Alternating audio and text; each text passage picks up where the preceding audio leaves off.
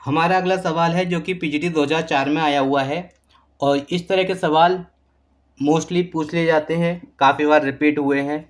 तो आपको ये देखना है इन सवालों को, इन क्वेश्चंस को सॉल्व कैसे करते हैं।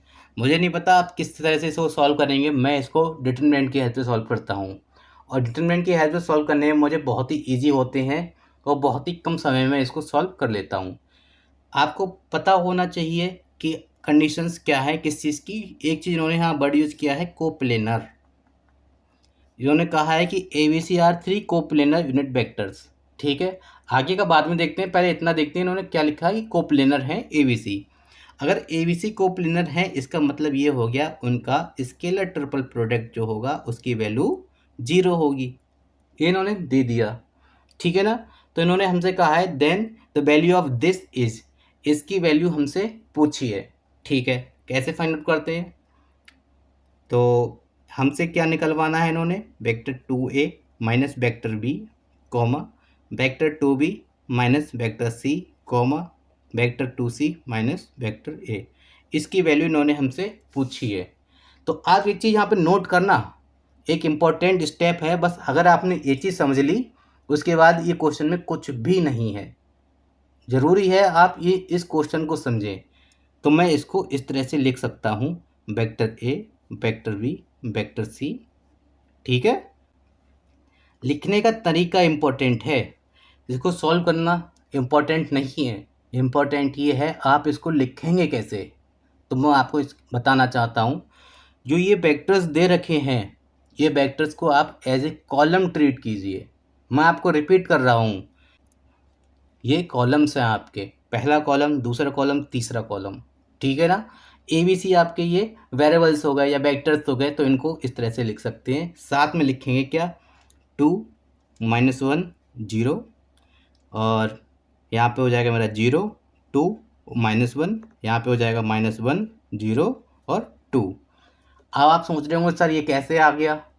तो ये सोचने वाली बात ये है, आपने मैट्रिसेस को सॉल्व तो किया ही होगा। ये मेरी 3/3 की है, ये मेरी 1/3 की है, तो इन दोनों की मल्टीप्लाई संभव है? बिल्कुल संभव है। तो कैसे करेंगे, इसकी मल्टीप्लाई इससे 2a, इसकी मल्टीप्लाई इससे -b, इसकी मल्टीप्लाई इससे 0 हो गया। 2a -b पहला वेक्टर मुझे मिल गया, जी बिल्कुल मिल गया। अब आप यहाँ पे करें, इसकी 0 हो जाएगी तो हो जाएगा 2b और ये हो जाएगा -c। दूसरा वेक्टर मिल गया, जी बिल्कुल मिल गया। ऐसे ही तीसरा वेक्टर देखते हैं, ये -a b 0 हो जाएगा 2c, तो 2c -a, तीनों वेक्टर मिल गए मेरे। मैंने अभी तक इसमें सॉल्व करना शुरू नहीं किया है, बस इसकी फॉर्म को अलग तरीके से लिखा है। ये है मेरा मैट्रिसेस की फॉर्म में मैंने इसको लिख दिया। ठीक है ना। अब आप एक चीज़ मुझे बताइए, इन्होंने ऊपर ही दे रखा है कि these vectors are coplanar. Coplanar means ABC की वैल्यू 0 है, तो 0 इंटू समथिंग, इसकी वैल्यू 0 है। इन्होंने कह रखा है, मैं नहीं कह रहा, इन्होंने कह रखा है। तो 0 और इंटू ये, तो 0 इंटू समथिंग क्या होगा मेरा, फाइनल आंसर इज 0। आपको सॉल्व करने की ज़रूरत थी नहीं, बस आपको फॉर्म बनाने की ज़रूरत है। बहुत ही ज़्यादा इंपॉर्टेंट क्वेश्चन है, आप समझें इसको सॉल्व कैसे करते हैं। इस तरह की ट्रिक्स जो हैं आपको शायद देखने को मिले, ये बहुत ही बढ़िया ट्रिक है।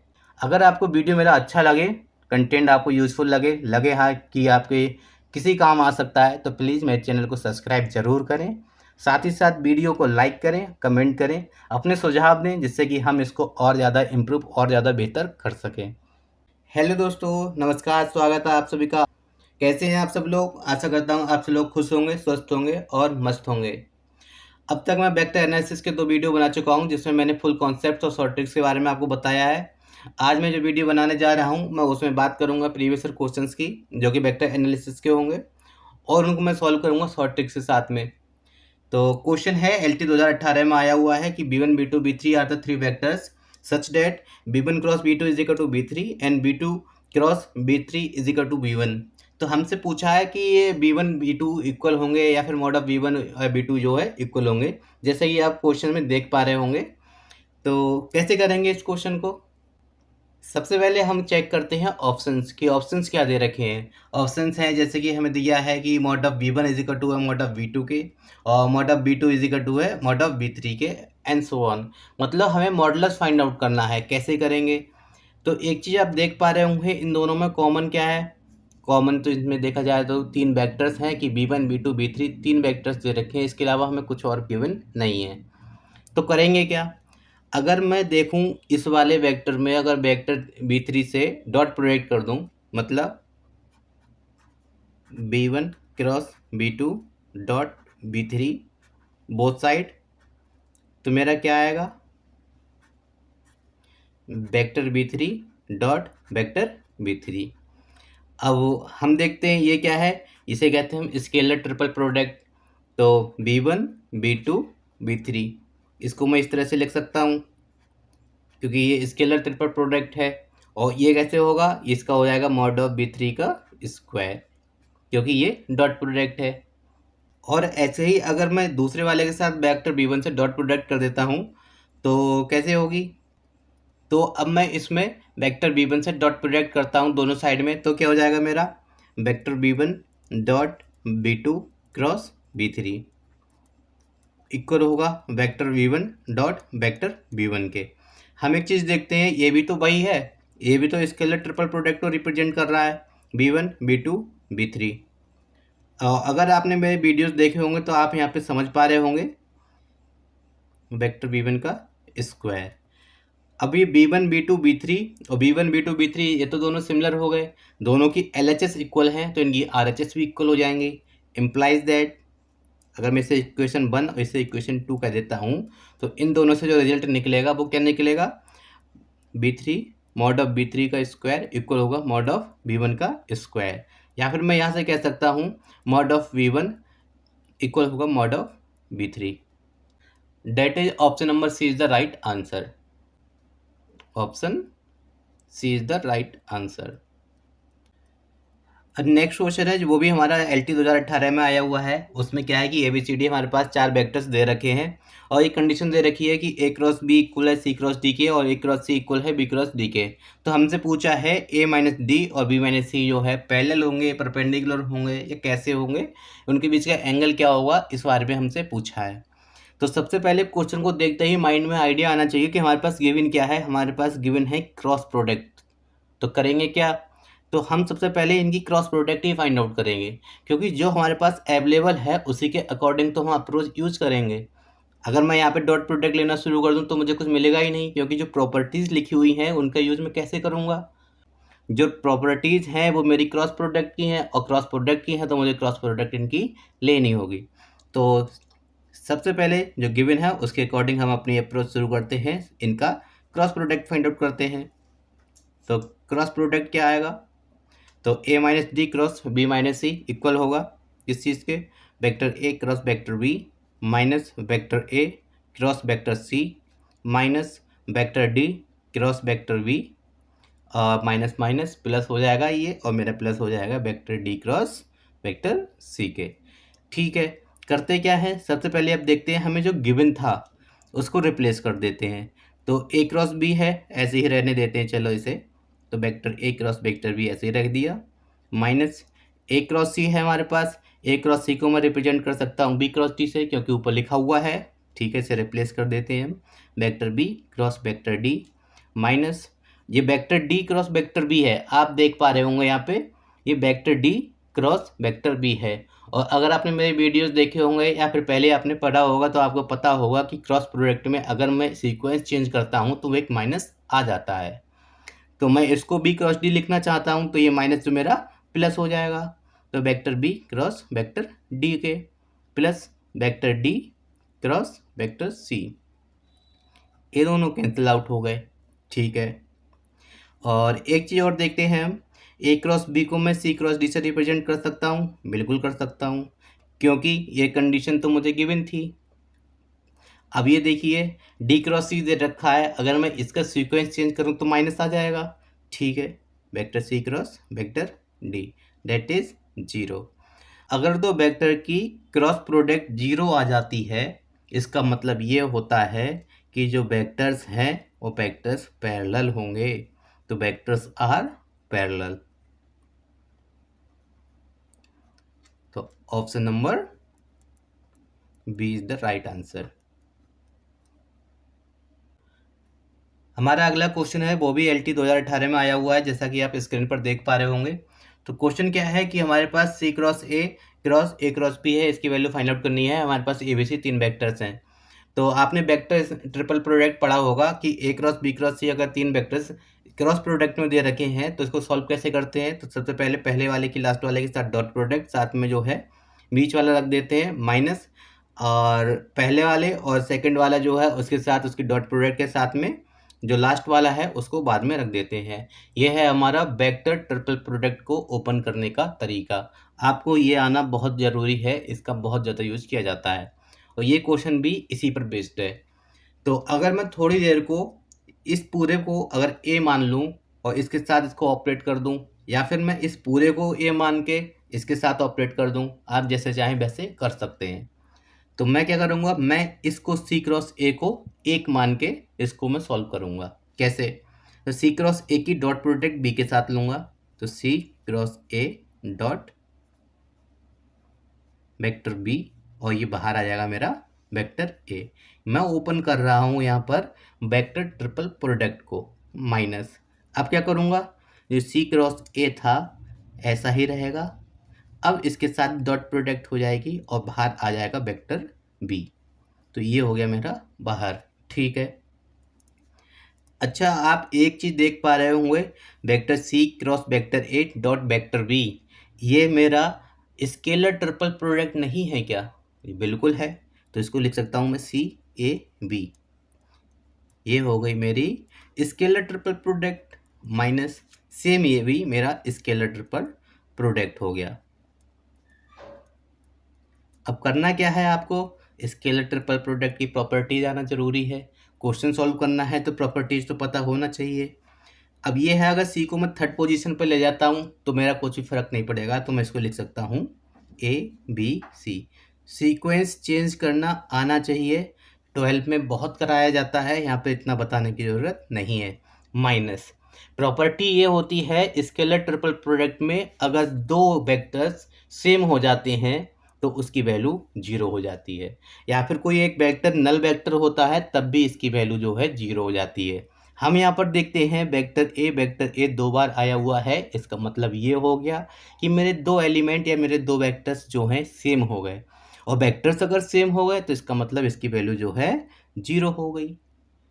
तो इसको यहाँ से कैसे आया आपको पता होना चाहिए कि प्रॉपर्टी है स्केलर ट्रिपल प्रोडक्ट में अगर दो वेक्टर्स सेम हो जाते हैं तो उसकी जो स्केलर ट्रिपल प्रोडक्ट होती है उसकी वैल्यू 0 होती है। तो आंसर हमारा क्या आ जाएगा, वेक्टर ए, वेक्टर बी, वेक्टर सी, और बाहर आ जाएगा मेरा vector a. That is option number D. हमारा अगला क्वेश्चन है, vector f is equal to x square y i cap plus x z j cap plus 2yz k cap, then the value of divergence curl f।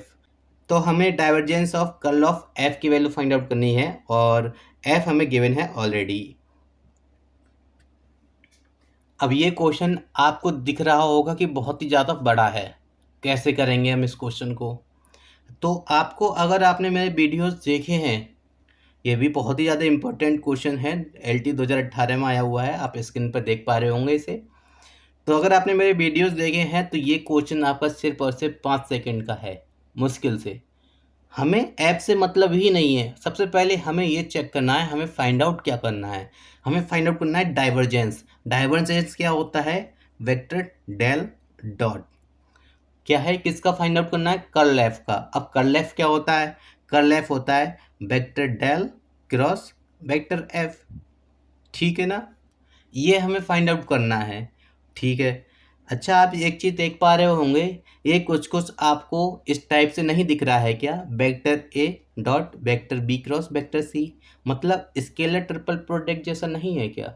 जी बिल्कुल है। तो कैसे लिखेंगे इसे, scalar triple product of vector del f. और अभी अभी आपको मैंने इससे पहले क्वेश्चन में बताया था कि अगर स्केलर ट्रिपल प्रोडक्ट में दो वेक्टर्स अगर 0 हो जाते हैं, या फिर एक वेक्टर 0 हो जाता है, या दो वेक्टर सेम हो जाते हैं तो उसकी वैल्यू 0 हो जाती है। वैसे ही यहाँ पे हम देखते हैं कि मेरे दो वेक्टर्स एक ये और एक ये सेम हो गए, इसका मतलब इसकी वैल्यू 0 हो गई। तो एग्जामिनर आपको घुमाने के लिए ये इतना बड़ा कुछ देगा कि एफ दे दिया इतना बड़ा कि यहाँ से स्टूडेंट पहले ही डरने लगे कि मुझे डाइवर्जेंस निकालना होगा, कर्ल निकालना होगा। तो इतना लंबा ना करके आप पहले चेक कीजिए आपको फाइंड आउट क्या करना है। डरने की ज़रूरत नहीं है, बस पेशेंस रखें और अपना अप्रोच इस्तेमाल करें। हमें एफ की ज़रूरत ही नहीं पड़ी इसे सॉल्व करने के लिए। हमारा अगला सवाल है mod of vector A cross vector B का square plus mod of vector A dot vector B का स्क्वायर इज इक्वल टू 144। तो mod of A is equal to 4 given है, हमसे कहा है कि मॉड ऑफ बी की वैल्यू क्या होगी। तो आपको ये चीज़ पता होना चाहिए कि ए और बी अगर मेरे पास दो वेक्टर्स हैं तो उनका क्रॉस प्रोडक्ट मैं निकालूं, और क्रॉस प्रोडक्ट निकालने के बाद अगर उसका मॉडुलस निकाल लूँ तो उसका स्क्वायर प्लस डॉट प्रोडक्ट का स्क्वायर जो होता है उसकी वैल्यू इक्वल होती है ए स्क्वायर बी स्क्वायर के, मतलब मॉड ऑफ ए का स्क्वायर और मॉड ऑफ बी का स्क्वायर। तो इसकी वैल्यू तो हमें 144 गिवन ही है, और ए स्क्वायर बी स्क्वायर की जगह एक की जगह हमें गिवन है तो इसका हो जाएगा 16 और मॉड ऑफ बी का स्क्वायर। यहाँ से मैं मॉड ऑफ बी की वैल्यू निकालूँ तो क्या आएगी, स्क्वायर रूट ऑफ 144 अपॉन 16। अब 144 किसका होता है आपको पता होना चाहिए, 4 3 जा 12। तो मॉड ऑफ वेक्टर बी की वैल्यू क्या हो गई 3। Answer. Next question is if ijk are the unit vectors then the value of I dot j cross k, इनके ऊपर कैप्स हैं, plus j cap dot I cap cross k cap plus k cap dot I cap cross j cap, इसकी value हमसे पूछिए कि value क्या होगी।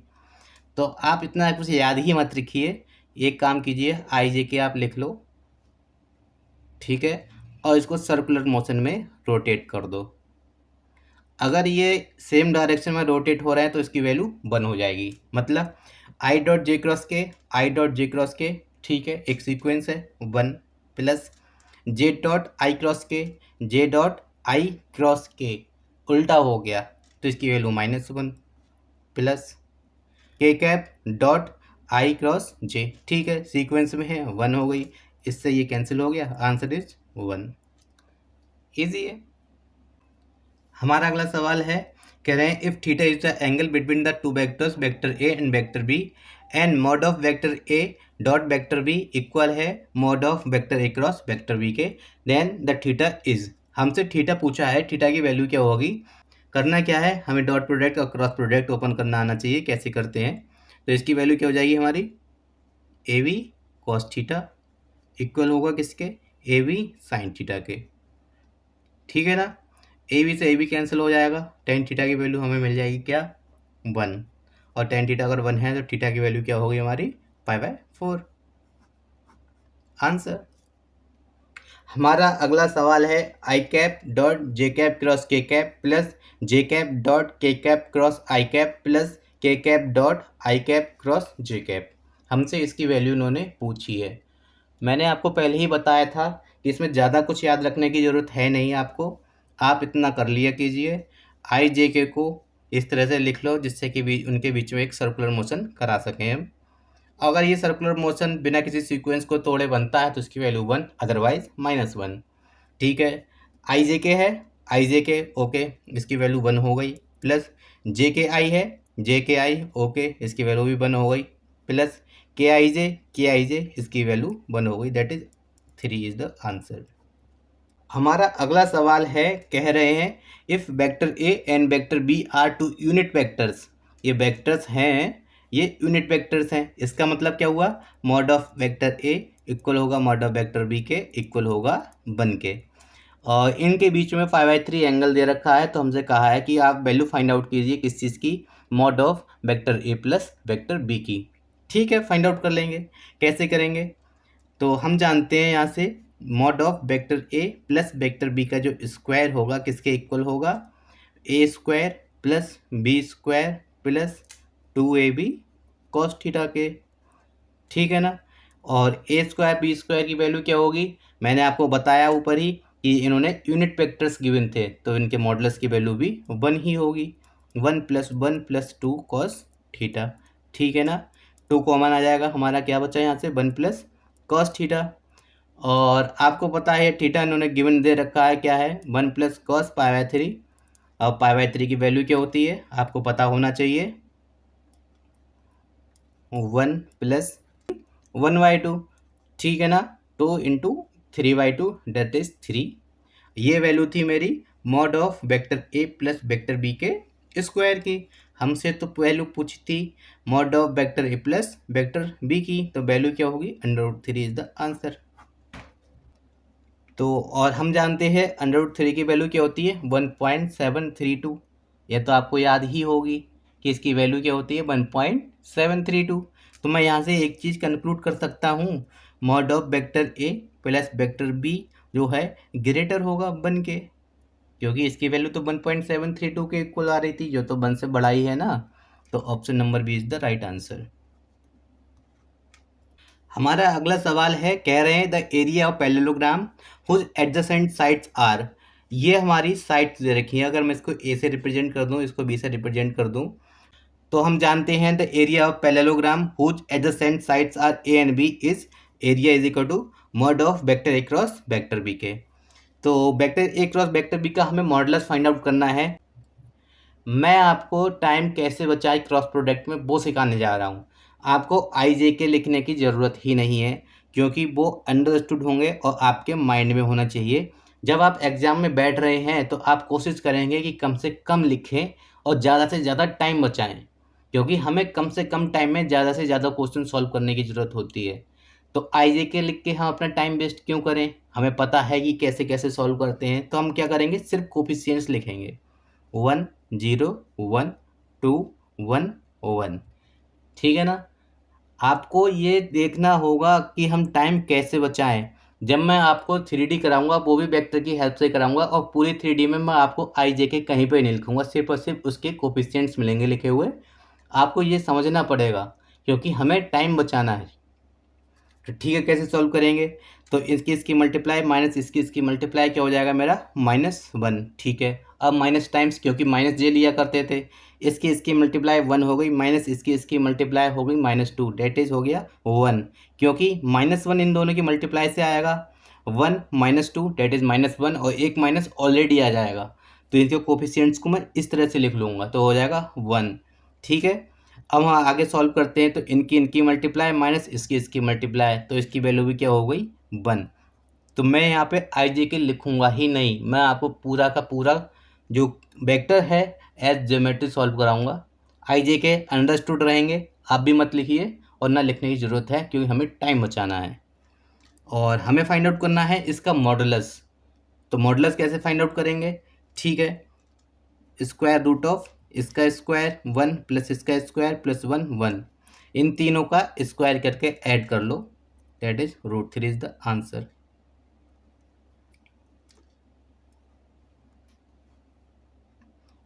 एक बार और देख लीजिए, आपके आई जे के जो है यहाँ पे अंडरस्टूड हैं कि ऊपर आई जे और के लगे हुए हैं, इनके साथ भी आई जे के हैं। आई जे के का मीनिंग क्या होता है, आई जे के भी किसी स्पेस में किसी पॉइंट्स के पोजीशन को रिप्रेजेंट कर रहे होते हैं, तब हम उसके साथ आई जे के लगा देते हैं। हमें 3D में किसी भी पॉइंट की पोजीशन लिखनी होती है तो कोऑर्डिनेट के फॉर्म में लिखते हैं, तो वो भी तो इस तरह से लिखी जाएगी। तो इनका कहने का मतलब क्या है कि आप ऐसे लिखिए या फिर आई जे के लगा के लिखिए, एक ही बात है। तो आप इसको सॉल्व करेंगे, इसका मॉड निकाल लीजिए, मॉड निकालेंगे आपको इसका स्क्वायर इसका स्क्वायर इसका square, that is √3 is the answer. एक क्वेश्चन है जो कि TGT 2001 में आया हुआ है, बहुत ही इंपॉर्टेंट क्वेश्चन है। तो क्वेश्चन है क्या, कह रहे हैं if vector A is equal to I cap plus J cap and vector B is equal to 2 J cap minus K cap, और हमें दो कंडीशन गिवन है। कंडीशन हमें क्या गिवन है, कह रहे हैं vector R cross vector A equal है vector B cross vector A के, and vector R cross vector B equal है vector A cross vector B के। तो हमसे पूछा है कि इसके प्रतिच्छेदन बिंदु क्या होंगे। अब प्रतिच्छेदन बिंदु क्या होंगे, ए और बी तो हमें गिवन है, देखा जाए तो ये रहे, तो हमसे इन्होंने आर की वैल्यू पूछी है, ठीक है ना। तो हम क्या करेंगे, पूरा सॉल्व करना है नहीं, ऑप्शंस आप देख पा रहे होंगे स्क्रीन पर अवेलेबल हैं क्वेश्चन में, तो हम इसको शॉर्ट तरीके से करेंगे। तो हम क्या करेंगे, सबसे पहले इसमें से किसी एक कंडीशन को चूज कर लीजिए। मैं पहले वो चूज करता हूँ, आप चाहें तो दूसरी को चूज करके सॉल्व कर सकते हैं, एक ही बात है, ठीक है। तो कैसे करेंगे, vector R cross vector A minus vector B cross vector A is equal to 0 लिख सकता हूँ। मैंने इसको RHS से उठा के LHS में ले आया, कोई अलग तो किया नहीं है मैंने, इसको RHS से LHS में लाया हूँ, बस थोड़ा सा सॉल्व करना है।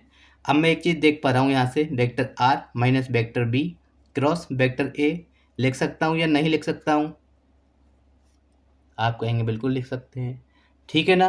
तो हमें क्रॉस प्रोडक्ट ही फाइंड आउट करनी है इस चीज़ की।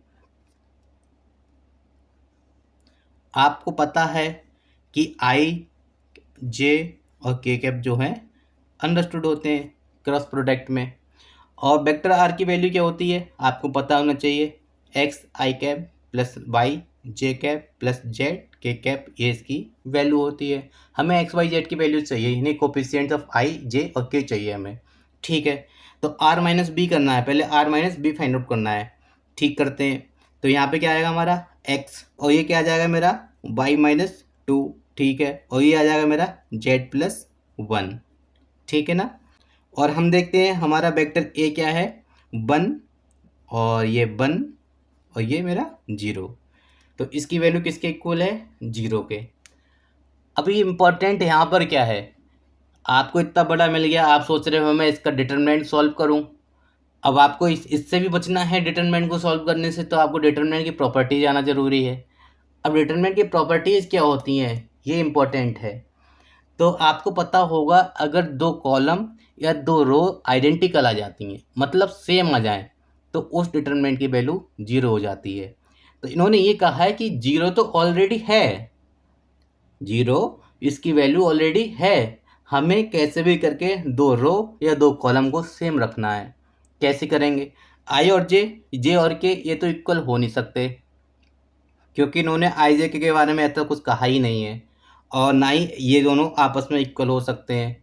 तो हम कर क्या सकते हैं, किसी भी तरह से अगर इस वाले को R2 और R3 को मैं इक्वल कर दूं, तो इस डिटरमिनेंट की वैल्यू क्या 0 नहीं होगी, बिल्कुल होगी।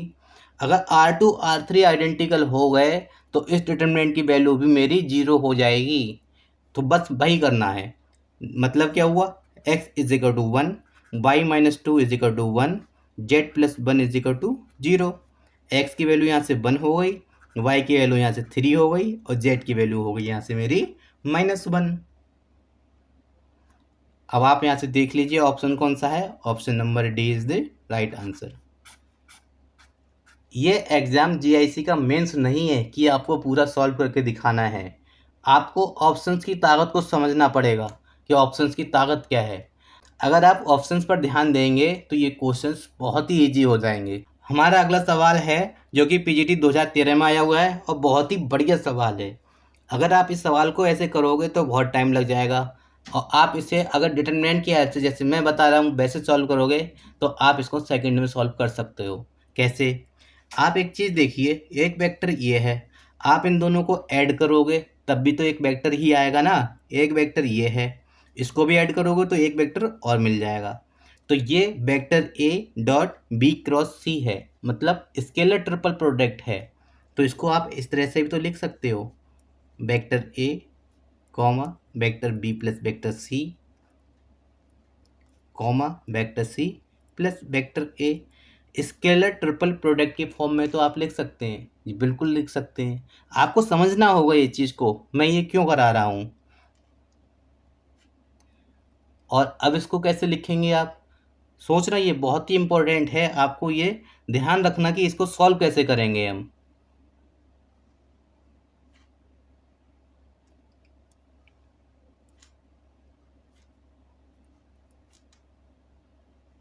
ए बी सी, कुल मिला के मेरे पास वेक्टर्स तो 3 ही है ना, ए बी सी, ठीक है। एक वेक्टर ए है, ए दे रखा है, यहाँ पे मैं ए का कोफिशिएंट लिख देता हूँ 0 0, बी प्लस सी 0 1 1, सी प्लस ए 1 0 1, ठीक है ना। अब डिटरमिनेंट सॉल्व करना हो तो कैसे सॉल्व करना होगा वो भी आपको पता होना चाहिए। कैसे करोगे, आपको पता होगा 1 0 0 जहाँ पे भी मिल जाए सीधे इस तरह से क्रॉस कर देते हैं। अब हमारे पास कितना बचा, हमारे पास डिटरमिनेंट बचा इतना 0 1 1 1, इसकी वैल्यू 2/2 का है, आप इजीली फाइंड आउट कर सकते हैं। कैसे? इसकी मल्टीप्लाई माइनस इसकी मल्टीप्लाई, तो कितना हो गया 1, और इधर कितना हो गया हमारा ABC, हो गया ना? ठीक है, तो हमसे इसकी वैल्यू ही तो पूछी थी, इसकी वैल्यू क्या होगी? तो ये वैल्यू हो गई हमारी scalar triple product of ABC। कैसे लिख सकते हैं? अब इसको हम लिख कैसे सकते हैं? वेक्टर A, ठीक है ना, vector A dot vector B cross vector C लिख सकते हैं। हमारा अगला सवाल है, एक बल दे रखा है vector F is to 5i cap plus 3j cap plus 4k cap, और एक पॉइंट दे रखा है 2i cap plus j cap plus 3k cap, और एक पॉइंट और है i cap plus 2j cap minus k cap. तो हमसे कहा क्या है? हमसे कहा है कि आप इस बल का आघूर्ण निकालिए, मतलब हमें मोमेंट निकालना है। वो भी कैसे निकालना है? अगर ये बल जो है इस बिंदु से होके जा रहा है और इसके परितः हमें निकालना है। आप थोड़ा सा वर्ड्स पर ध्यान दीजिए। अगर आपने मेरे वीडियोस देखे हैं तो आप ये क्वेश्चन कभी गलत नहीं करेंगे, और मोस्ट ऑफ द स्टूडेंट्स इसमें यही गलतियाँ करते हैं, माइनस और प्लस की, क्योंकि उन्हें यही नहीं पता होता है परिता वाला पॉइंट पहले लेना है कि भाई जिससे होकर जा रहा है वो वाला पॉइंट पहले लेना है। मैंने आपको एक चीज़ लिखाई थी, जो मोमेंट होता है टाउ से रिप्रेजेंट करते हैं, उसकी वैल्यू होती है vector AB cross vector F। मैंने आपको वहाँ पर साफ साफ बताया था, ए का मतलब होता है अबाउट, मतलब जो परिता वाला पॉइंट होता है, अबाउट मीन्स परिता, और बी जो है पासिंग थ्रू वाला पॉइंट होता है। अगर आपने मेरा वीडियो देखा है तो आपको इसमें बिल्कुल भी कन्फ्यूजन नहीं होगा। ये मेरा पॉइंट होता है पासिंग थ्रू वाला, ठीक है ना? तो अब आप ए बी कैसे निकालोगे? वेक्टर ए बी इक्वल होगा vector O B minus vector O A के। अब आपको चूज करना है बी कौन सा लेना है, ए कौन सा लेना है। मैंने आपको बताया था अबाउट वाला, तो अबाउट वाला किसके परिता हमें निकालना है? इसके परिता। तो ये हो गया हमारा ओ ए वेक्टर, और किससे होकर जा रहा है? इस पॉइंट से होकर जा रहा है, जैसा कि आप क्वेश्चन में देख पा रहे होंगे। तो मैं इसको रिप्रेजेंट करूँगा ओ बी वेक्टर से, तो ओ बी वेक्टर मेरा ये हो गया। तो ठीक है, ओ बी माइनस ओ ए निकालना है हमें, तो यहाँ से यहाँ निकाला हमने, क्या आएगा हमारा, और साथ ही साथ हमें लेनी है उनकी क्रॉस प्रोडक्ट, आप देख पा रहे होंगे। मैं आपको एक चीज़ और बताना चाहूँगा, क्योंकि मुझे टाइम बचाना होता है, इसलिए मैं क्रॉस प्रोडक्ट में आई जे के नॉर्मली नहीं लिखता हूँ, ठीक है ना? तो ए भी मुझे निकालना है, ओ बी माइनस ओ ए, यहाँ से यहाँ निकाला मेरा 1 आ जाएगा, जे माइनस 2j माइनस 1 आ जाएगा, 3k माइनस और 3k माइनस के जो है मेरा 4 हो जाएगा। एफ मेरा कितना है 5 3 4, ठीक है ना? मैं सिर्फ और सिर्फ इसके पॉइंट्स ही लिखूँगा। तो मुझे निकालना है क्या है, इसकी मल्टीप्लाई -4 और इसकी मल्टीप्लाई कितनी हो गई 12, तो -12 और -4 कितना हो गया -16, ठीक है ना? अब हम क्या करें आगे, इसकी मल्टीप्लाई 4 माइनस इसकी मल्टीप्लाई 20, ठीक है? तो ये हो गया -16, और एक माइनस ऑलरेडी आएगा तो ये हो जाएगा प्लस का 16। आप समझे कैसे कर रहा हूँ मैं? आई कैप जे कैप के कैप अगर मैं लिख लेता हूँ तो आपको ये 3/3 का डिटरमिनेंट जैसे सॉल्व करते हैं क्या वैसे सॉल्व नहीं कर सकते। मतलब इसको छुपाया, इन दोनों की मल्टीप्लाई माइनस इन दोनों की मल्टीप्लाई, तो क्या हो जाएगा मेरा -4 और माइनस का 12 दैट इज -16 आई कैप। मैंने आपको बताया मैं चाहे ऐसे लिखूँ या फिर मैं इस तरह से लिखूँ, एक ही बात है। और माइनस जे कैप टाइम्स क्या होगा, इसको छुपा लिया मैंने, इसकी मल्टीप्लाई 4 माइनस इसकी मल्टीप्लाई -20 डैट इज माइनस एक ऑलरेडी आता है क्योंकि हमें माइनस जे लगाना होता है, तो -1 ऑलरेडी था और -16 मुझे यहाँ से मिला, तो क्या हो जाएगा मेरा प्लस का 16, ठीक है ना? अब के कैप के टाइम्स में लिखूँगा तो क्या लिखूँगा मैं, प्लस के कैप टाइम्स इसकी मल्टीप्लाई 3 माइनस इसकी मल्टीप्लाई हो गई प्लस का 5 दैट इज 8। तो इस तरह से लिखना, आई जे के प्लस माइनस ये सब लगाने हैं हमें, इससे अच्छा है मैं सिर्फ इसके कोफिशिएंट्स ही लिखूँगा। तो मैं इसको इस तरह से लिखूँ या इस तरह से लिखूँ एक ही बात है। तो हम यहाँ से एक चीज़ और देख पा रहे हैं, अगर मैं यहाँ से 8 कॉमन ले लेता हूँ, यहाँ से 8 कॉमन ले लूँ मैं, तो क्या आएगा मेरा माइनस का 2 आई कैप प्लस का 2 J cap plus K cap. Answer.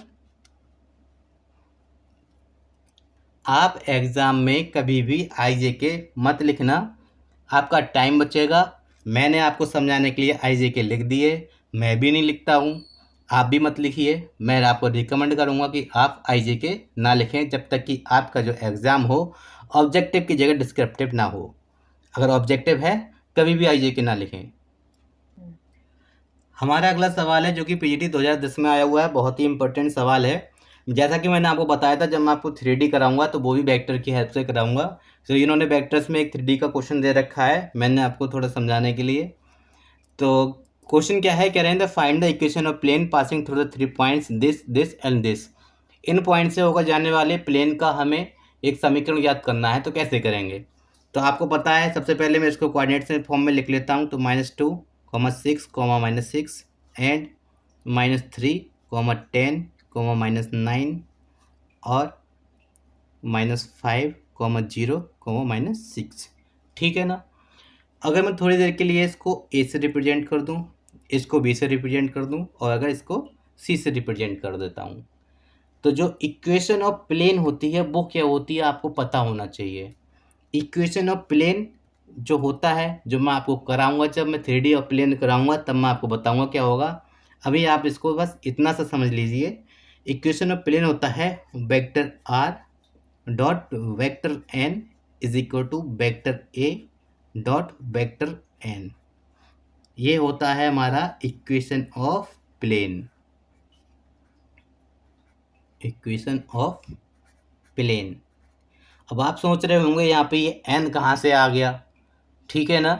तो एन मैं बताऊँगा आपको कैसे निकालते हैं। और ए तो हमारा पहला पॉइंट होता ही है जिससे पास हो रहा होता है हमारा, हमें वही बिंदु जो है या वही पॉइंट हमें ए के जैसे काम करता है। तो ये हो गया हमारा इक्वेशन ऑफ प्लेन। अब बात करते हैं हम एन की। तो एन क्या होगा यहाँ पे, वेक्टर एन यहाँ पर इक्वल होगा vector n1 cross vector n2 के। अब आप सोच रहे होंगे अब तक तो सिर्फ n था, अब यहाँ पर n1 और n2 और आ गए, अब ये क्या चीज़ है, मैं आपको बताता हूँ। तो n1 जो होता है उसे कहते हैं vector b minus vector a, और n2 जो होगा वो होगा vector c minus vector a। तो ये हमें यहाँ पर दो वेक्टर्स मिल जाएंगे, तो हमें उनका क्रॉस प्रोडक्ट ले लेना है, तो हमें यहाँ से वेक्टर n मिल जाएगा। अगर आपकी इसकी प्रैक्टिस की हुई है तो आप इस क्वेश्चन को कम से कम 30 सेकंड के अंदर बड़े आराम से ही सॉल्व कर लेंगे, अदरवाइज आप इसको 1 मिनट से ज़्यादा सॉल्व करने में टाइम लेंगे। कैसे करेंगे, सबसे पहले b माइनस ए और c माइनस ए फाइंड आउट करना है। ए हम इसलिए कॉमन रखते हैं, तो हम कह देते हैं प्लेन है पास हो रहा है ए से, इसलिए ए को कॉमन कर दिया, बाकी दो पॉइंट्स में से उसको सब्ट्रैक्ट कर देते हैं तो हमें इक्वेशन ऑफ प्लेन मिल जाती है। कहने का क्या मतलब है, इक्वेशन ऑफ प्लेन जब हम फाइंड आउट करते हैं तो उसका मतलब होता है हमें एक पॉइंट चाहिए होता है और एक चाहिए होता है नॉर्मल वेक्टर, और नॉर्मल वेक्टर एन से रिप्रेजेंट कर देते हैं हम थोड़ी देर के लिए। तो किसी भी प्लेन के लिए ज़रूरी है एक पॉइंट हो और एक नॉर्मल वेक्टर हो। अगर ये दो चीज़ें हमारे पास हों तो हम equation of plane find out कर सकते हैं। हमारे पास पॉइंट्स गिवन है, एक पॉइंट ये, एक पॉइंट ये और एक पॉइंट ये है, हमें कोई एन तो गिवन है नहीं, ठीक है, नहीं गिवन है कोई बात नहीं। तो हम इसको इससे मिला देंगे, एक वेक्टर मिल जाएगा, इसको इससे मिला देंगे, दूसरा वेक्टर मिल जाएगा, और इन दोनों वेक्टर की क्रॉस प्रोडक्ट से हमें एक नॉर्मल वेक्टर मिल जाएगा, तो उसको हम n कह देंगे और वही हमें चाहिए होता है, ठीक है ना। तो हम यहाँ से वेक्टर n निकालते हैं, vector n is equal to I J K, जैसा कि मैंने आपको बताया था, लगाऊंगा नहीं। b माइनस ए और c माइनस ए की वैल्यू क्या होगी चेक करते हैं। b माइनस ए -3 -2 और माइनस माइनस प्लस का 2 हो जाएगा, तो हो जाएगा ये मेरा -1 कॉमा 10 - 6 हो जाएगा 4 कॉमा -9 प्लस का 6 हो जाएगा -3। और हम देखते हैं हमारा c माइनस ए जो है -5 -2 प्लस का 2 हो जाएगा, डेट इज माइनस का 3 हो जाएगा, कॉमा 0 -6 डेट इज माइनस का 6 हो जाएगा, कॉमा -6 और ये +6 डेट इज 0 हो जाएगा। तो हमें पॉइंट्स इनके मिल चुके हैं, हमें बस इनकी क्रॉस प्रोडक्ट फाइंड आउट करनी है। कैसे फाइंड आउट करेंगे, -3 -6 0 इक्वल होगा किस चीज़ के, इसके मल्टीप्लाई माइनस इसके मल्टीप्लाई, तो 6 3 18 हो जाएंगे हमारे लेकिन किस चीज़ के, माइनस के, कॉमा। अब इनकी मल्टीप्लाई माइनस इसकी मल्टीप्लाई, तो वो हो जाएगा क्या मेरा, तो माइनस माइनस प्लस का ये हो जाएगा माइनस का 9, और एक ऑलरेडी है तो प्लस का 9। ठीक है ना। आपको ये प्रैक्टिस करनी होगी कि हम क्रॉस प्रोडक्ट कैसे करते हैं, वरना क्रॉस प्रोडक्ट में काफ़ी टाइम चला जाता है। आपको सॉल्व करने की स्पीड बढ़ानी होगी, प्रैक्टिस करनी होगी, तभी आप क्रॉस प्रोडक्ट को ईजिली सॉल्व कर पाएंगे। इसकी मल्टीप्लाई करेंगे प्लस का 6, इसकी मल्टीप्लाई करेंगे तो ये भी हो जाएगा मेरा प्लस का 18। ठीक है। अब आप सोच रहे होंगे सर एन तो मिल गया, एन मिल गया तो बढ़िया इजीली अब इसको सॉल्व कर पाएंगे। जी नहीं, हमें एन चाहिए होता है, लेकिन सिर्फ और सिर्फ जो डिस्टिंक्ट पॉइंट होते हैं वो चाहिए होते हैं।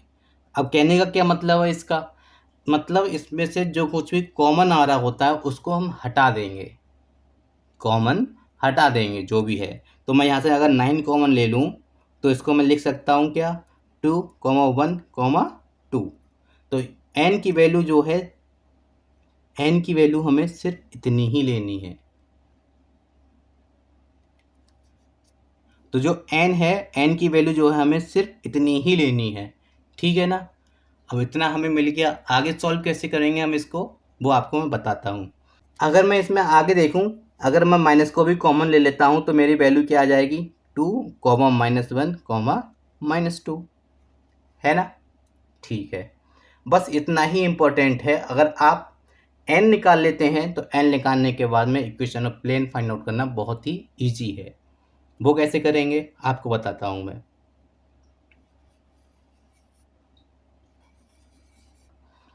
इतना आपने अभी सॉल्व किया, ठीक है। आपको बताया इक्वेशन ऑफ प्लेन क्या होता है, vector r dot vector n is equal to vector a dot vector n।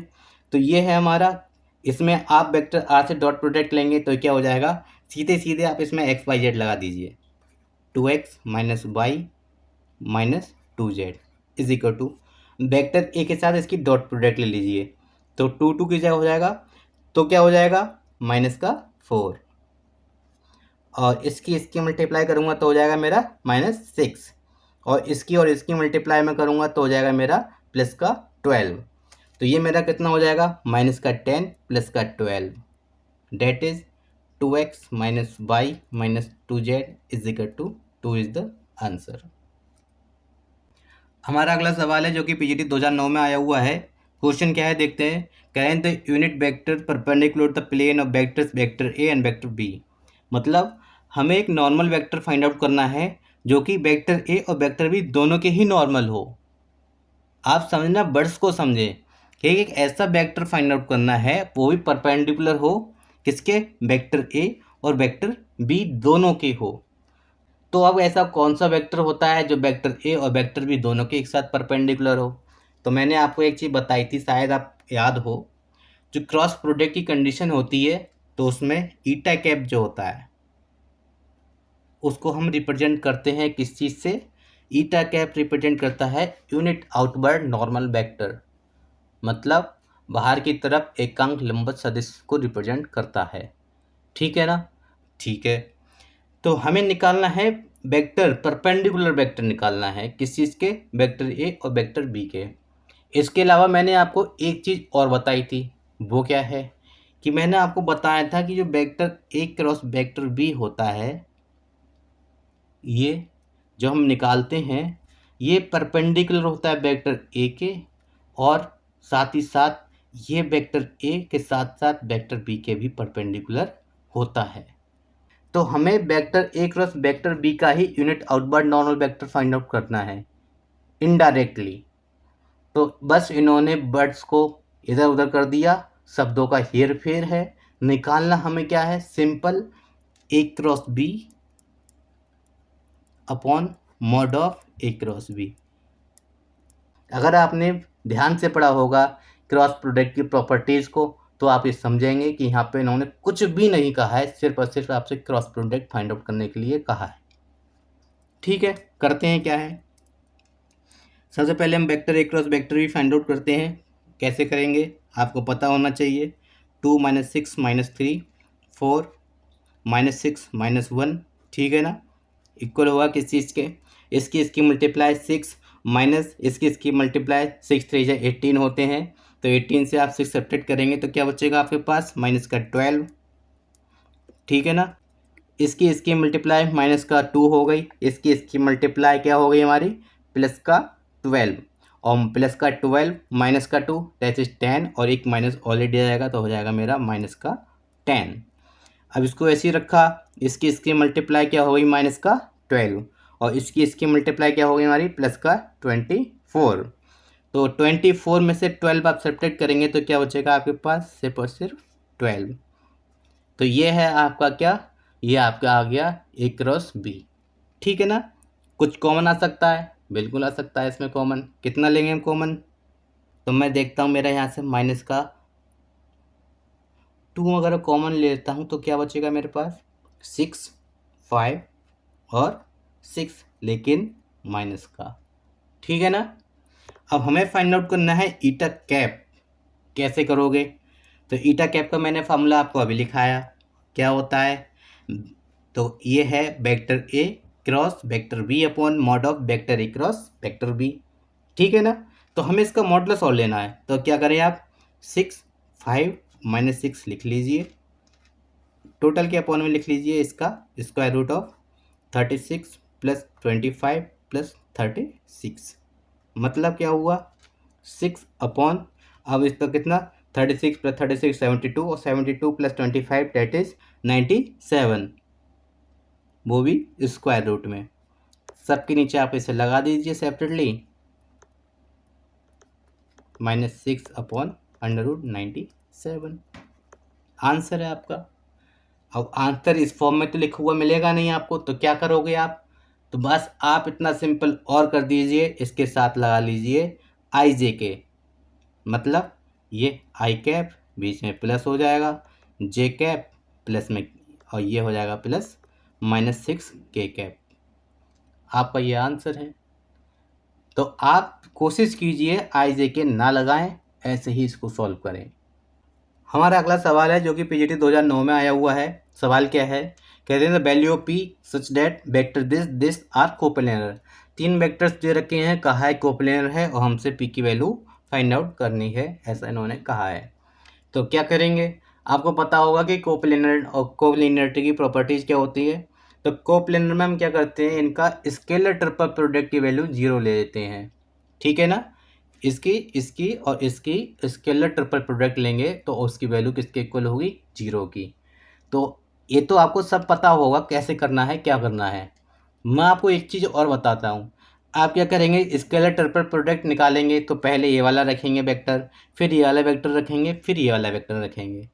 ऐसी गलती करने से हमें क्या दिक्कत होगी, जो P है मल्टीपल पोजीशंस पे आपको मिलेगा, तो आप फिर बाद में P को सॉल्व करते रहेंगे। तो आप ऐसा मत कीजिए। क्या करना कि हमें जिस चीज़ की वैल्यू फाइंड आउट करनी है उसको पहली रो बनाएंगे, मतलब इस वाले वेक्टर को मैं सबसे पहले लिखूँगा, क्योंकि हम जानते हैं जब भी डिटरमिनेंट को सॉल्व कर रहे होते हैं, अगर उसकी पोजीशन को चेंज करते हैं, अगर C1 को C2 या R1 को R2 पोजीशन पर शिफ्ट करते हैं तो एक माइनस से मल्टीप्लाई करनी होती है, लेकिन RHS में हमारा 0 होगा, आपको पता ही है क्यों, स्केलर ट्रिपल प्रोडक्ट की वैल्यू 0 आएगी तभी तो कोप्लेनर होंगे।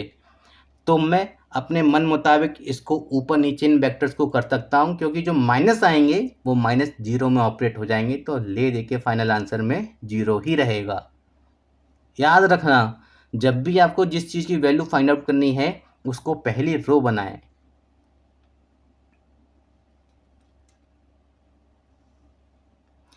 Three P 5 2 -1 1 1 2 -3। ठीक है ना। अब सॉल्व करते हैं, ऐसे कैसे करेंगे, 3 - 2 that is 1 × 3 3 minus P times क्या हो जाएगा मेरा, माइनस का 6 और माइनस का 1 माइनस का 7। ठीक है ना। 3 × 2 = 6 -6 और इसका -1 -7 और एक माइनस ऑलरेडी है तो ये मेरा क्या हो जाएगा, प्लस का 7। ठीक है ना। आगे क्या सॉल्व करते हैं, 5 टाइम्स, मैं यहाँ पे साइन इसलिए नहीं लगाता क्योंकि मुझे अभी पता नहीं है प्लस आएगा या माइनस आएगा। चेक करते हैं क्या आएगा, इसको ऐसे ही रखा, 2 × 2 = 4 माइनस माइनस प्लस 1 तो हो जाएगा हमारा 5, तो प्लस का 5। ठीक है, इज इक्वल टू 0। सॉल्व किया क्या आएगा, 3 प्लस 5 5 जा 25 plus 7p is equal to 0। तो हमें यहाँ से 7p की वैल्यू किसके इक्वल मिली, तो 5 और प्लस 3 हो जाएगा 28 माइनस का 28 that is p is equal to minus का 4। आप यहाँ पे एक चीज़ नोट करें, मुझे p जो है सिर्फ और सिर्फ सिंगल प्लेस पे मिला, देख पा रहे होंगे आप। और अगर आप इस p को या इस रो को थर्ड रो बनाते तो आपको p जो है मल्टीपल पोजीशंस पे मिलता। उसके बाद आप p की कैलकुलेशन करते, पहले p को ऐड करते, न्यूमेरिकल वैल्यू अलग ऐड करते, फिर सॉल्व करते। तो आपको मैं उस कैलकुलेशन से बचाने के लिए p को सिंगल पोजीशन में लाने के लिए आपको इससे पहली रो बनाना पड़ेगा। यही इसकी ट्रिक है। सारे क्वेश्चंस में आप यही कीजिए। आपको पता है करना क्या है, कैसे करना है, वो यहाँ से देखिए। हमारा अगला सवाल है जो कि पीजीटी 2004 पे आया हुआ है। देखते हैं क्या है। कह रहे हैं if A B C are 3 vectors form a side B C C A B of a triangle A B C, then हमसे एक रिलेशन पूछा है इन्होंने और ये कहा है कि ए बी सी वेक्टर्स जो हैं किसी ट्राइंगल ए बी सी की side B C A B को रिप्रेजेंट कर रहा है। अगर मैं इसको ए से रिप्रेजेंट करता हूँ, ये बी और सी है मेरा, तो इन्होंने कहा है जो ए वेक्टर है वो बी सी साइड को रिप्रेजेंट कर रहा है, ठीक है। और बी वेक्टर जो है हमारा सी ए साइड को रिप्रेजेंट कर रहा है, ठीक है। और ये वेक्टर सी। तो अब आपको एक रिलेशन उन्होंने पूछा है, आपको पता होना चाहिए कि जो ट्राइंगल अगर ए बी सी साइड्स हैं और एक ट्राइंगल फॉर्म हो रहा है तब क्या कंडीशन होती है। मैं आपको बताता हूँ कंडीशन क्या होती है। तो कंडीशन ये होती है vector A plus vector B plus vector C जो वैल्यू होगी इज इक्वल टू होगी 0 के। अब ये चीज़ आपको पता है कि अगर कोई वेक्टर ए बी सी हैं वो किसी ट्राइंगल को फॉर्म कर रहे हैं तो इसका मतलब ये हो गया उनका जो सम है वो 0 होगा। ए प्लस बी प्लस सी की वैल्यू जो है 0 होगी। और आपने 12 में पता नहीं कितनी बार इसको सॉल्व किया होगा कि अगर ए प्लस बी प्लस सी की वैल्यू 0 है तो हमारे ए क्रॉस बी की वैल्यू जो है इक्वल होगी किस चीज़ के, बी क्रॉस सी के, और इक्वल होगा सी क्रॉस ए के। ये वैल्यूज़ इक्वल होंगी। आपको ये सॉल्व कराने की ज़रूरत नहीं है। अगर अभी भी आपको ये सॉल्व कराने की ज़रूरत पड़ती है तो इसका मतलब ये है आपका लेवल अभी आपको ठीक करने की ज़रूरत है। That is option number B is the answer. हमारा अगला सवाल है वो भी पीजीटी 2003 में आया हुआ है। सवाल क्या है, कह रहे हैं find the area of triangle whose vertices are this this and this. एक ट्राइंगल है जिसके वर्टिसेस ये और ये दे रखे हैं, तो हमसे इसकी एरिया फाइंड आउट करने के लिए इन्होंने कहा है। तो एरिया कैसे फाइंड आउट करेंगे आपको पता होना चाहिए। वर्टिसेस हैं ये, तो इसको मैं अगर ए से रिप्रेजेंट कर देता हूँ, इसको बी से रिप्रेजेंट कर देता हूँ और इसको मैं अगर सी से रिप्रेजेंट कर देता हूँ तो एरिया ऑफ ट्राइंगल क्या होगा। तो एरिया ऑफ ट्राइंगल के बहुत सारे फार्मूले होते हैं जिसमें से आपको कुछ बताता हूँ मैं। 1/2 B cross C plus C cross A plus A cross B.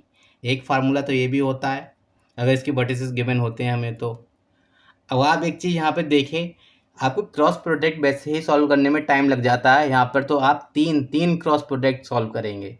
संभव है कि आप इसमें 1 मिनट से कम टाइम लें? जी नहीं। अगर आप तीन क्रॉस प्रोडक्ट को सॉल्व करोगे तो आपको टाइम 1 मिनट आराम से लग जाएगा, ठीक है। तो इससे बचने के लिए अब क्या करें, एक फार्मूला और होता है। अगर आपने मेरे वीडियोस देखे हैं तो मैंने आपको इसके 3 से 4 बल्कि ज़्यादा ही फार्मूले इसके लिखाए हैं कि एरिया ऑफ ट्राइंगल जो है कैसे फाइंड आउट करते हैं वेक्टर्स में। तो 1/2 mod of A B cross B C, एक ये भी होता है, ठीक है ना। तो मैं इस्तेमाल करूँगा इस वाले फार्मूले का क्योंकि ये मुझे छोटा लगता है और साथ ही साथ इसको सॉल्व करने में मुझे सिर्फ एक बार क्रॉस प्रोडक्ट फाइंड आउट करनी होती है।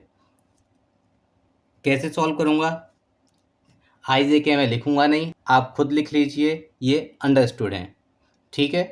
तो सबसे पहले हम फाइंड आउट करते हैं ए बी कैसे फाइंड आउट करेंगे, बी माइनस दिस 3 में से 2 गए 1, 4 माइनस 3 1 और 2 माइनस 5, तो 2 माइनस 5 है, डेट इज हो गया हमारा 7, ठीक है ना। अब मुझे फाइंड आउट करना है बी सी मतलब C minus B, C minus B, तो 1 minus 3 that is -2। 1 minus 4 that is -3, -1 -2, -1 -2 that is -3। ठीक है ना। अब आप इसे आगे सॉल्व करें, कैसे करेंगे? इसकी मल्टीप्लाई -3, इसकी मल्टीप्लाई प्लस का 21, प्लस का 21 -3 डेट इज 18। ओके ठीक है, इसे सॉल्व करते हैं आगे। -3 प्लस का 14, प्लस का 14 -3 माइनस का 11, कैसे? एक माइनस ऑलरेडी आएगा ना, जो जे कैप का कोफिशिएंट के साथ में हमें माइनस लेना होता है, उस वजह से एक माइनस आएगा। अभी तो मैंने निकाला -3 प्लस 14 डेट इज प्लस का 11, बट जे कैप का कोफिशिएंट है तो एक माइनस लेना होगा, तो ये आ जाएगा मेरा माइनस का 11। अब के कैप का कोफिशिएंट फाइंड आउट करता हूँ मैं, कैसे? -3 प्लस का 2 डेट इज -1। अब ये मेरा आ गया एरिया ऑफ ट्रायंगल। ठीक है ना। आपको एग्जाम में इस तरह से लिखा हुआ मिलेगा नहीं, आपको बस कोफिशिएंट देखने हैं कि आई जे के में 18 -11 -1 है, जिसके साथ में 1/2 के साथ, वही मेरा आंसर होगा। आपको आंसर किस फॉर्म में लिखा हुआ मिलेगा? 1/2 18 आई कैप -11 जे कैप माइनस का 1 या फिर माइनस का के कैप। तो आई जे के लिखकर हम अपना टाइम वेस्ट क्यों करें? सवाल ये है, हमें टाइम वेस्ट करना नहीं है। जितना कम लिखकर जितना ज़्यादा टाइम हम बचा सकते हैं, सिलेक्शन के चांसेस उतने ज़्यादा ही हमारे बढ़ जाएंगे। तो हमें बस टाइम कम कंज्यूम करना है, कम से कम लिखना है, जितना जल्दी आंसर हो सके वो हमें लिख के आना है। हमारा अगला सवाल है जो कि पीजीटी 2002 में आया हुआ है। इम्पोर्टेंट क्वेश्चन है, सिंपल लॉजिक है, बस आप ध्यान दीजिए। क्या है? कह रहे हैं the position vector of 3 points A B C are I cap plus J cap comma minus I minus J cap comma L I cap plus M J cap plus N K cap. ठीक है, ये 3 points हैं, इनकी position vectors इन्होंने दे रखे हैं। साथ में इन्होंने एक चीज़ और कहा है कि कह रहे हैं द पॉइंट्स आर कोलिनियर। ये पॉइंट्स जो है कोलिनियर होंगे कब? एक कंडीशन उन्होंने हमसे पूछी है कि कंडीशन क्या होगी कि जब जो पॉइंट्स जो हैं मेरे कोलिनियर हो जाएं। ठीक है ना। तो एक चीज़ आप समझिए, कोलिनियर और कोप्लिनियर में क्या संबंध होता है। ठीक है ना। अगर मेरे जो पॉइंट्स हैं कोलिनियर हैं, ठीक है ना, कोलिनियर हैं, इसका मतलब ये हो गया कि वो कोप्लिनियर तो होंगे ही। आप समझें एक चीज़, ये बहुत ही ज़्यादा इम्पोर्टेंट है कि कोलिनियर हैं, ठीक है, तो वो कोप्लिनर तो 110% होना ज़रूरी है, होंगे ही होंगे। अगर मेरे पॉइंट्स कोप्लेनर हैं तो अगर मैं कहूँ कि वो मेरे कोलिनियर होंगे, कि अगर मेरे पॉइंट्स कोप्लेनर हैं तो मैं कह दूँ कि मेरे पॉइंट्स कोलिनियर होंगे, तो ये मेरा हमेशा ज़रूरी नहीं है। ठीक है ना। कोप्लिनर हैं तो वो कोलिनियर हो भी सकते हैं और नहीं भी हो सकते हैं, लेकिन अगर कोलिनियर हैं तो वो कोप्लिनर तो 110% होंगे। ये कंडीशन आपको पता होनी चाहिए। और कोप्लिनरिटी की क्या कंडीशन होती है कि डेल्टा इज इक्वल टू 0, मतलब स्केलर ट्रिपल प्रोडक्ट जो है उसकी वैल्यू अगर 0 होती है तो मेरे कोप्लिनर होते हैं। तो लेकिन इन्होंने यहाँ कहा है कि कोलिनियर हैं, तो कोलिनियर है इसका मतलब कोप्लेनर होंगे, तो हम कोप्लेनर की कंडीशन यूज करेंगे। ठीक है, कोप्लेनर की कंडीशन यूज करेंगे। कैसे करते हैं? स्केलर ट्रिपल प्रोडक्ट हमें फाइंड आउट करनी है, कर लेते हैं।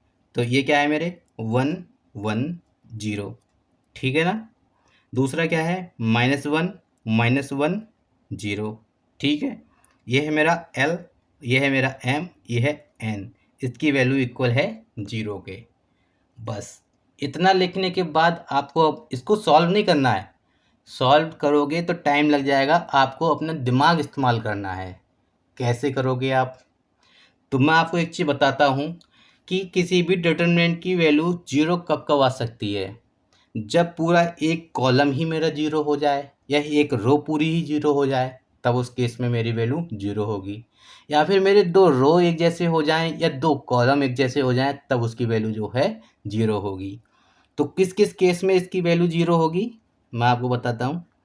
अगर मैं n की वैल्यू 0 कर दूँ, ठीक है ना, n की वैल्यू 0 कर दूँ तो a भी 0 a भी 0 a भी 0, तीनों इसके एलिमेंट 0 हो गए, C3 के कॉलम नंबर 3 के तीनों एलिमेंट 0 हो गए, तो इसकी वैल्यू अपने आप ही 0 हो जाएगी। ठीक है, एक कंडीशन तो ये है।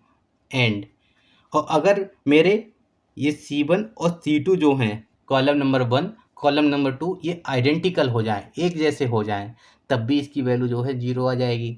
तो मैं एक चीज़ देखता हूँ, 1 1 इक्वल है, ठीक है, -1 इक्वल है, कैसे भी करके L और M अगर मेरे इक्वल हो गए तब भी इसकी वैल्यू 0 हो जाएगी। ठीक है ना, तो that is L is equal to M। यही तो इन्होंने हमसे पूछा है कि कंडीशंस क्या क्या हैं कि इसकी वैल्यू 0 हो जाए या फिर जो पॉइंट्स है मेरे कोलिनियर हो जाए। ठीक है ना, तो कोलिनियर की कंडीशन आपने लगाया ये थी, तो 0 किस किस केस में होगा, N इज इक्वल टू 0 हो और L और M की वैल्यू अगर 0 हो जाए तब इसकी वैल्यू 0 होगी। यही मेरा आंसर है। Answer that is option number C. Option number C is the right answer. एक क्वेश्चन है जो थोड़ा सा हटके है, आपको इसके बारे में थोड़ा पता होना चाहिए। राजस्थान टीजीटी 2016 में आया हुआ है। आयोग का कब मूड खराब हो जाए तो आपको क्वेश्चन ये वाला दे दें, आपको पता होना चाहिए क्या होता है। क्वेश्चन है, कह रहे A B C are non coplanar 3 vectors such that vector P is equal to B cross C upon B C A, vector Q is equal to C cross vector A, vector C cross vector A upon A B C, ये सारे के सारे vectors हैं। And vector R is equal to vector A cross vector B upon vector A vector B vector C. ये हमें दे रखा है, तो हमसे ए बी सी की वैल्यू पूछी है, मतलब scalar triple product of A B C हमें फाइंड आउट करनी है। ठीक है, करते हैं, कैसे करेंगे। तो आपको एक चीज़ पता होना चाहिए कि अगर हमारे पास ए बी सी 3 वेक्टर हैं, वेक्टर ए वेक्टर बी वेक्टर सी, अगर 3 वेक्टर्स हैं तो इनका रेसिप्रोकल, क्या चीज़, रेसिप्रोकल सिस्टम ऑफ वेक्टर्स क्या होता है, रेसिप्रोकल सिस्टम ऑफ वेक्टर्स क्या होता है, ये आपको पता होना चाहिए। अगर ए बी सी मेरे 3 वेक्टर्स हैं तो इनके रेसिप्रोकल वेक्टर्स जो लिखूँ मैं, तो उसको मैं रिप्रेजेंट करूँगा वेक्टर ए डैश से, कॉमा वेक्टर बी डैश से, कॉमा वेक्टर सी डैश से। ठीक है सर, इतना तो आपने रिप्रेजेंट कर दिया। अब इम्पोर्टेंट ये है कि इनकी एक A dash B dash C dash इनकी वैल्यूज़ क्या होती हैं, मोस्ट इम्पोर्टेंट ये है। तो ठीक है, इसकी वैल्यूज़ को हम लिखते हैं। तो वेक्टर ए डैश की जो वैल्यू होगी वो होती है vector B cross vector C upon A B C. ठीक है ना, ऐसे ही वेक्टर बी डैश की जो वैल्यू होती है किसके इक्वल होती है, C cross A upon A B C.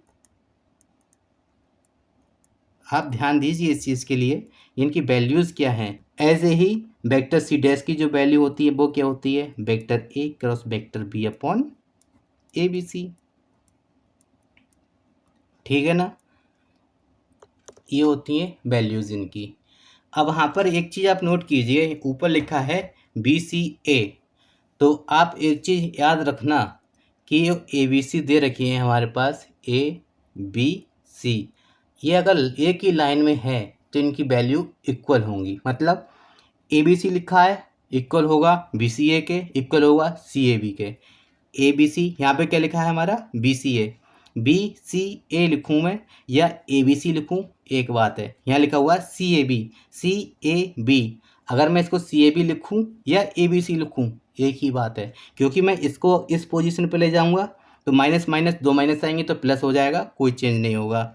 ठीक वैसे ही अगर इस ए को मैं यहाँ पर ले जाऊँगा तो दो माइनस, दो जगह दो प्लेस चेंज हो रहे हैं तो दो माइनस आ जाएंगे तो वो भी प्लस हो जाएगा। ए बी सी हो गया, ए बी सी हो गया, ये तो ए बी सी है ही। ठीक है ना, तो हम यहाँ पर नोट करने वाली बात ये है कि जो वैल्यूज़ गिवन है हमें पी क्यू आर की, एक्चुअली वे रेसिप्रोकल सिस्टम ऑफ वेक्टर की गिवन है। That is vector A is equal to vector P के, वेक्टर बी डैश जो है वो इक्वल है क्यू के, और वेक्टर आर जो है वो इक्वल है सी डैश वेक्टर के। ठीक है ना, अब आपको इतना तो क्लियर हो गया कि ये है। ठीक है सर, तो इसमें एक प्रॉपर्टी और होती है, तो वो प्रॉपर्टी क्या है। तो यहाँ पे जो आपको एक चीज़ पता होना ज़रूरी है वो ये है कि रेसिप्रोकल सिस्टम जो है वेक्टर्स का, उनका स्केलर ट्रिपल प्रोडक्ट की जो वैल्यू होती है, that is vector A dash का और vector B dash comma vector C dash, इन तीनों का स्केलर ट्रिपल प्रोडक्ट जो होता है वो इक्वल होता है 1 upon scalar triple product of A B C के। ये आपको पता होना चाहिए, ठीक है ना। तो इतना आप लोगों को पता चल गया कि ये इसके इक्वल है। हम यहाँ से एक चीज़ और देख रहे हैं कि A dash B dash C dash की वैल्यू जो है पी क्यू आर के इक्वल है। तो अगर मैं इनकी क्रॉस प्रोडक्ट कर देता हूँ तो मुझे यहाँ से क्या मिलेगा, vector A vector B vector C is equal to होगा 1 अपॉन पी क्यू आर के, ठीक है ना। अब मैं इसको इस तरह से लिखूं, ठीक है, या मैं इसको इस तरह से भी लिख देता हूं कि जो वैल्यू है पी क्यू आर इसके इक्वल है या इसकी पावर -1 के इक्वल है। तो ये ए बी सी की वैल्यू हमसे पूछी थी वो किसके इक्वल होगी, पी क्यू आर की पावर -1 के। आंसर इम्पोर्टेंट ये है कि रेसिप्रोकल सिस्टम ऑफ वेक्टर्स के बारे में आपको पता होना चाहिए, ये इसकी वैल्यूज़ के बारे में आपको पता हो। आज के वीडियो में बस इतना ही। अगले वीडियो में फिर से मुलाकात होगी इसके आगे के क्वेश्चंस के साथ में। मैं आपको इसके सारे क्वेश्चंस कराऊंगा, प्रैक्टिस कराऊंगा, प्रीवियस ईयर के क्वेश्चन पेपर कराऊंगा, जिससे कि आपकी प्रैक्टिस अच्छे से हो सके। Thank you, thanks for watching, thanks a lot.